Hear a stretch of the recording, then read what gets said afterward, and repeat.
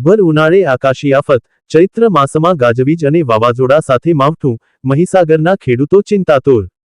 સમગ્ર રાજ્ય સાથે મહીસાગર જિલ્લામાં પણ વાતાવરણમાં ઓચિંતા પલટો આવતા ખેડૂતોની ચિંતામાં ભારે વધારો થયો છે।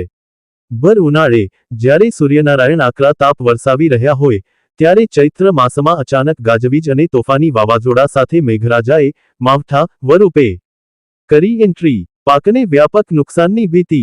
કમોસમી વરસાદના કારણે ખેતરોમાં તૈયાર થયેલો મકાઈનો પાક અને પશુઓ માટે રાખેલું ઘાસ નિરણ પલળી જતાં ખેડૂતોને આર્થિક ફટકો પડવાની ભીતિ સેવાઈ રહી છે। ધોમધખતા તાપમાં રક્ષણ મેળવવા મથતા ખેડૂતો પર હવે કુદરતે આફત વરસાવી છે। મેઘરાજાની આ અંધારી ફેરીએ ખેડૂતોના મોઢે આવેલો કોળિયો છીનવી લે તેવી પરિસ્થિતિ સર્જાઈ છે।